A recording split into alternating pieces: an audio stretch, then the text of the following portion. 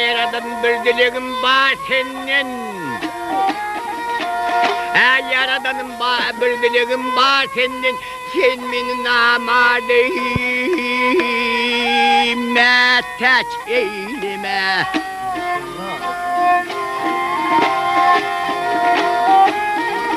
Hazinandan bir gün benim gereğim.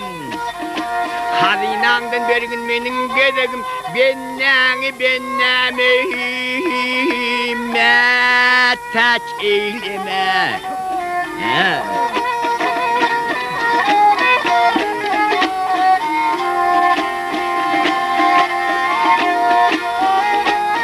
Adaştırma doğru yolun eğriğini deneme.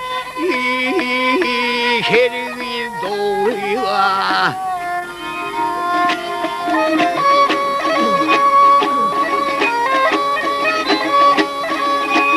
Ekşimal nesip etmesin oğluyla, ekşimal nesip etmesin oğluyla, halal haram mettes eyleme.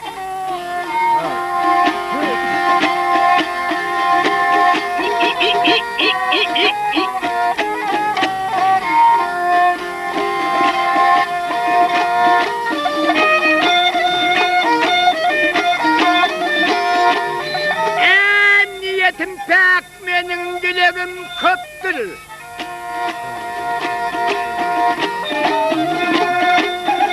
Niyetim pek benim dileğim köptür. Yaman söz diyenin zehir oktur.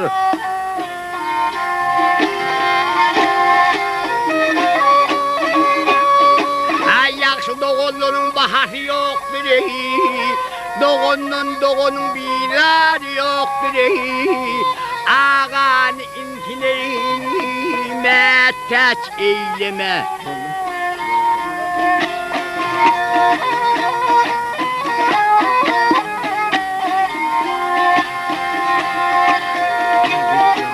Maktul diğin her ne barın dileğin özüne nur imanın.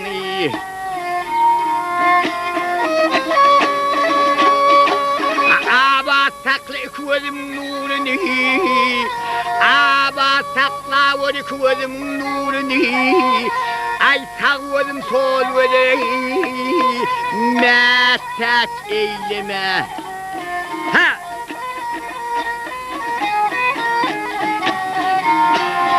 Ha!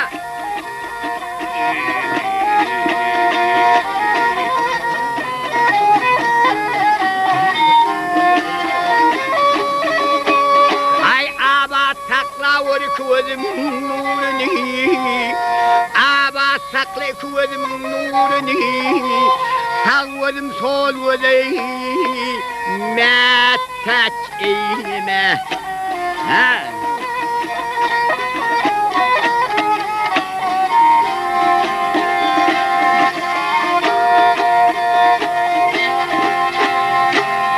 Barakallahu aleykum. Barakallahu.